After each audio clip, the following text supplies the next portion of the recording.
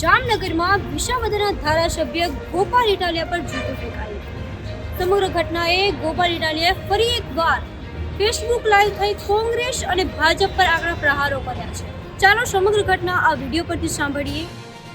નમસ્કાર મિત્રો, હું છું ગોપાલ ઇટાલિયા.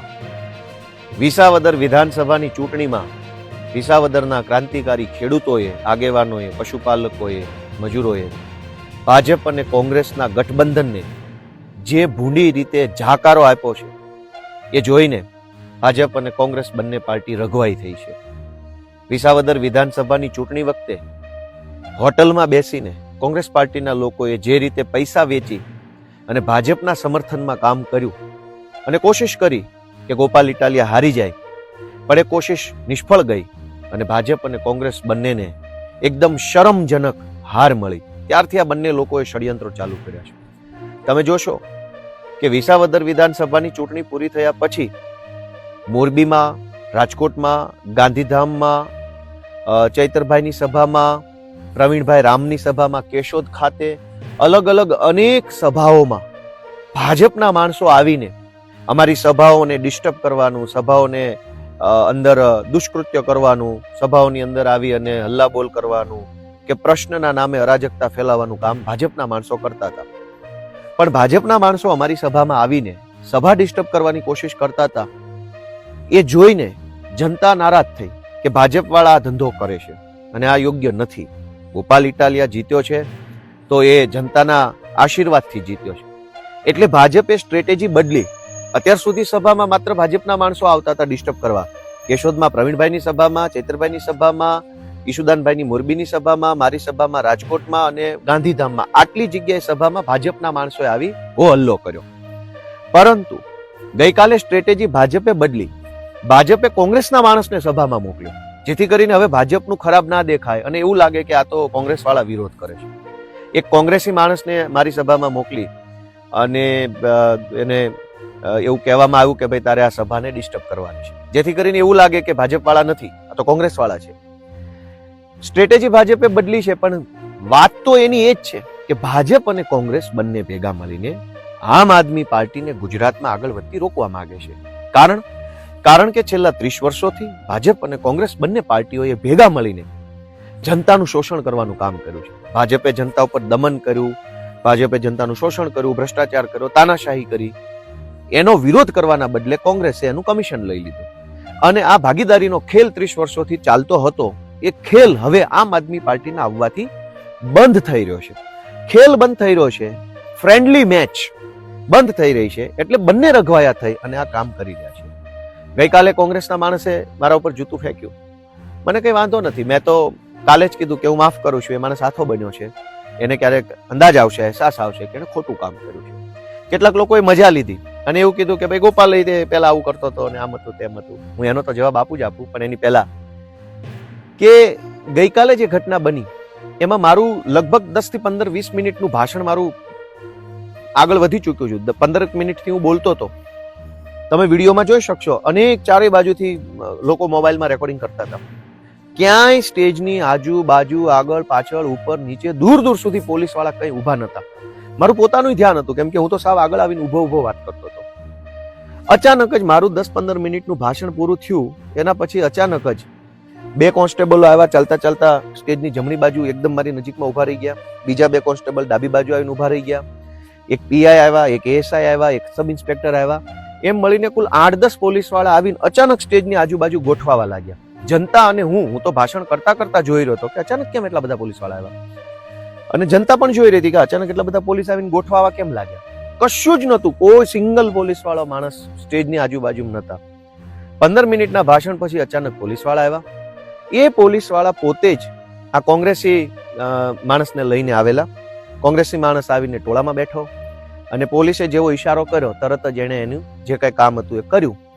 પોલીસ એકચ્યુઅલમાં ખરેખર એને એસ્કોર્ટ કરવા આવી હતી, કેમ કે પોલીસને અને પેલા કોંગ્રેસી બંનેને ખબર હતી કે જૂતું ફેંકશે અને કદાચ પબ્લિક ઉશ્કેરાઈ જાય અથવા પબ્લિક ટોળું થઈ જાય ને કઈ જપાજપી થાય તો પોલીસ વાળા એડવાન્સમાં જૂતાની ઘટના બનતા પહેલા એડવાન્સમાં આવી અને પેલા માણસને પ્રોટેક્શન આપવા માટે અને પબ્લિક ટોળામાં ઘેરી ન લે એટલે એને એસ્કોર્ટ કરીને લઈ જવા માટે પહેલા પોલીસ ગોઠવાઈ ગઈ, પછી પેલો માણસ, પછી જૂતું, પછી ફટાફટ પોલીસ આવીને પેલાને પકડીને લઈ જવાની કોશિશ કરે છે. એ દરમિયાન જનતાનું ટોળું થયું અને પછી તો ટોળામાં તો શું બોલવાનું, શું થયું શું ના થયું. એનો સીધો અર્થ એ છે કે કાર્યકર્તા કોંગ્રેસી છે, પણ પોલીસે કોના કહેવાથી કોંગ્રેસી કાર્યકર્તાને સપોર્ટ આપ્યો? ભાજપના કહેવાથી. ભાઈ પોલીસ તો દારૂની, ડ્રગ્સની, જુગારની, બળાત્કારની એફઆઈઆર લખવા તૈયાર નથી, તો આ કોંગ્રેસી માણસને બચાવવા માટે કેવી રીતે આવી ગયા? તો સાફ છે ગઈકાલની ઘટના પરથી કે કોંગ્રેસ અને ભાજપ બંને ભેગા મળી અને જામનગરની અંદર મારી ઉપર હુમલો કરવાની કોશિશ કરી, એમાં પોલીસે પેલા માણસને પ્રોટેક્શન આપ્યું. અત્યારે જ્યારે હું આ બોલી રહ્યો છું ત્યારે મારી ઘડિયાળમાં 12:37 થયા છે. આજે 6મી તારીખના 12:37. હજુ સુધી એ માણસ ઉપર કોઈ પોલીસ કાર્યવાહી નથી થઈ. હું તો એફઆઈઆર કરવાનો નથી, મેં તો એને માફ કરી દીધો છે કે એ હાથો બન્યો છે અને એની ભૂલનો અહેસાસ થશે, ઈશ્વર એના પરિવારને ખુશ રાખે એવી પ્રાર્થના કરી અને મેં છોડી દીધું છે. પણ સામાન્ય સંજોગોમાં આવું કંઈ પણ બને તો પોલીસ જાતે ફરિયાદી બનીને એફઆઈઆર પણ કરતી હોય છે, 151 કરતી હોય છે, 2-4 દિવસ જેલમાં રાખતી હોય છે. આ કિસ્સામાં આટલી બધી મહેરબાની કેમ? અમારા આમ આદમી પાર્ટીના ધારાસભ્ય હેમંત ખવા પહેલા કોંગ્રેસ પાર્ટીમાં કામ કરતા હતા, એટલે આ ભાઈ પણ કોંગ્રેસી છે, એટલે બંનેના જૂના ફોટા લાવી અને ટીવીમાં એજન્ડા ચલાવવામાં આવ્યો કે આમાં શું છે શું છે શું છે. ભાઈ આસારામની સાથે પણ નરેન્દ્ર મોદીનો ફોટો છે, તો શું એનો અર્થ શું કાઢવાનો? સુરતની અંદર ડ્રગ્સ વેચતા રંગે હાથ પકડાયેલા અમિત આહિરની સાથે ગુજરાતના ગૃહમંત્રીનો ફોટો છે, તો શું સમજવાનું? તો ફોટાઓ આજકાલ કોઈ પણ પબ્લિક પ્રોફાઇલના માણસો છે એના ફોટાઓ કેટલાક લોકો સાથે હોતા હોય છે, પણ સવાલ એ નથી કે આ કોંગ્રેસી માણસ જે જામનગરમાં આવ્યો હતો એનું કોની સાથે ફોટો. સવાલ એ છે કે પોલીસ એને એટલી બધી મહેરબાની કેમ? કમસે કમ 151 તો પોલીસે કરવી જોઈતી હતી, પોલીસે 151 પણ નથી કરી. હવે તમે વિચારો કે હર્ષ સંઘવીની સભામાં કોઈ જૂતું ઉછાળી જાય તો શું પોલીસ જવા દેશે? નહીં જવા દે. હર્ષ સંઘવી તો ફરિયાદી નહીં બને, પણ પોલીસ ફરિયાદી બનશે. શું કામ? કેમ કે એમને મેડલ જોતા હોય છે, પ્રમોશન જોતા હોય છે, હર્ષ સંઘવી સાહેબની નજરોમાં ગુડ બોય બનવું હોય છે, કેટલાક લોકોને કમરના પટ્ટા ગળામાં પહેરવા હોય છે. તો દોસ્તો આ ઘટનામાં સાફ છે કે ભાજપવાળા, ભલે ભાજપ તો ભાજપના નેતાઓનો તો ધંધો જ આવો છે કે અમે કોઈ ષડયંત્ર કર્યું, અમે કોઈ આમ તેમ કર્યું. ભાઈ અમે ષડયંત્ર કર્યું છે તો તમે પકડો એ માણસને, એની પર એફઆઈઆર કરો, એની પાસેથી તપાસ પુરાવા લઈ લો, વોટ્સએપમાં, ફેસબુકમાં, ફોનમાં કોની યારે વાત કરી છે, કોને ષડયંત્ર ગોઠવું, કોને પૈસા આપ્યા નથી આપ્યા, છોડી કેમ દીધો? અત્યારે પોલીસે એની ઉપર કોઈ કાર્યવાહી નથી કરી. એનો અર્થ એ કે પોલીસે એને સપોર્ટ આપ્યો છે પૂરેપૂરો ગોપાલ ઇટાલિયા પર જૂતું ફેંકવા માટે. હવે બીજો મુદ્દો એ છે કે ભાજપ અને કોંગ્રેસને આવા કૃત્યો કરવા માટે સમય મળી રહેશે, માણસો મળી રહેશે, પણ સામાન્ય જનતાનું કામ કરવા માટે એની પાસે સમય નથી. ગુજરાતમાં માવઠું આવ્યું, હજારો ખેડૂતોને આજની તારીખમાં કાણી કોડી મળી નથી. કેટલાક લોકોને થોડા ઘણા પૈસા કદાચ મળ્યા હશે એવું માની લઈએ, પણ હજારો ખેડૂતોએ ફોર્મ ભર્યા છે, કોઈના ખાતામાં પાવલી આવતી નથી. સતત પબ્લિક લાઈનમાં ઊભી છે, ખાતર માટેની લાઈન, માવઠાના ફોર્મ ભરવાની લાઈન, ટેકાના ભાવે મગફળી કે ચણા કે સોયાબીન વેચવાની લાઈન. પબ્લિક તો લાઈનમાં ઊભી છે, ખેડૂતો લાઈનમાં ઊભા છે. ખેડૂતોની લાઈન છે ત્યાં કંઈક મદદ કરવાના બદલે ભાજપ અને કોંગ્રેસ બંને ભેગા મળી આમ આદમી પાર્ટીને રોકવાની કોશિશ કરે છે. આ તો દુર્ભાગ્ય છે. અને કેટલાક લોકોએ મજાક લેવાની કોશિશ કરી કે ભાઈ કર્મનો સિદ્ધાંત લાગુ પડી ગયો છે, ગોપાલ ઇટાલિયાને જૂતું પડ્યું છે. સરસ, કઈ વાંધો નહીં, એમાં શું ખોટું છે? કર્મનો સિદ્ધાંત એ નથી. પ્રદીપસિંહ ઉપર જૂતું ફેંકનાર વ્યક્તિ છે એ વ્યક્તિ કોઈ રાજકીય પક્ષમાં ત્યારે નહોતો. જે દિવસે આ ઘટના બની, જે તારીખે, ત્યારે એ માણસ કોઈ પાર્ટીમાં નહોતો. એટલે બિલકુલ બિન પોલિટિકલ ઘટના હતી. જ્યારે ગોપાલ ઇટાલિયા પર જૂતું ફેંકનાર માણસ તો કોંગ્રેસી છે અને પોલીસના સપોર્ટમાં આવેલો છે. એ કોઈ મરદ માણસ નથી, એ તો સ્ત્રૈણ માણસ છે. એ એકદમ ડરપોક માણસ છે, કાયર માણસ છે. પોલીસના ટોળામાં આવીને હુમલા કરી જાય તો કાયરોનું કામ છે. એ મરદના બચ્ચાઓ તો આવું જોઈએ એકલા. પોલીસ પ્રોટેક્શન લઈને શું કામ આવો છો? પ્રદીપસિંહની જે ઘટના બની છે એ ઘટના બિન પોલિટિકલ માણસ છે. એનું આજ દિવસ સુધી એ ઘટના બની તે દિવસે કઈ પાર્ટીના કયા નેતાના કહેવાથી કર્યું તે ઘટના બહાર સામે નથી આવી, એટલે કે એ બિન પોલિટિકલ છે. ગોપાલ ઇટાલિયા ઉપર જૂતું ફેંકનાર માણસ છે એ તો રાજકીય છે, કોંગ્રેસી છે, પહેલી વાત. બીજી વસ્તુ કે પ્રદીપસિંહ ઉપર જૂતું ફેંકનાર વ્યક્તિ જે છે એનો વાંધો ભ્રષ્ટાચાર સામે, તાનાશાહી સામે, એનો વાંધો સરકારની શોષણભરી નીતિઓ સામે હતો. અને એ વખતે એ વ્યક્તિએ કીધું કે ભાઈ મારો વાંધો આ વાતને લઈને છે, વ્યક્તિ સાથે નથી, પણ એ વાતનો વાંધો નોંધાવવા માટેની કોઈ ઘટના છે. ગોપાલ ઇટાલિયા પર જૂતું ફેંકનાર વ્યક્તિ તો કાયર છે, સ્ત્રૈણ માણસ છે, સ્ત્રૈણ. પુરુષે નહીં, સ્ત્રી નહીં, મિક્સમાં જે સ્ત્રૈણ ટાઈપનો માણસ હોય ને, કાયર માણસ, કે જે બતાવે એવું કે બહુ મોટો ભડવીર છે, પણ હકીકતમાં તો એ એકદમ કહેવાય ને કે ડરપોક માણસ હોય છે, નાકારા માણસ, એકદમ કહેવાય ને કે કાયર માણસ હોય.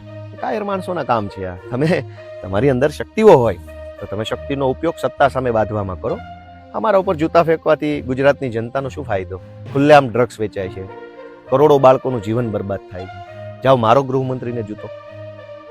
આજે ગુજરાતની શિક્ષણ વ્યવસ્થા ખાડે ગઈ છે. દવાખાનાઓમાં છોકરાઓનું બેમોત મરી રહ્યા છે, લોકોને સારવાર નથી મળતી.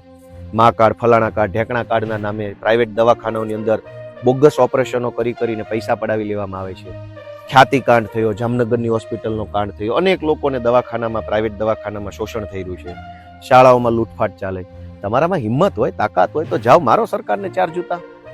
પણ તમે એકદમ કાયર માણસ છો, ડરપોક માણસ છો, તમે શિયાળ છો, તમે કોઈ મરદ માણસ નથી. તમે પોલીસની આડમાં, પોલીસના પ્રોટેક્શનમાં જે કૃત્ય કર્યું એ કાયરતાપૂર્ણ કૃત્ય છે.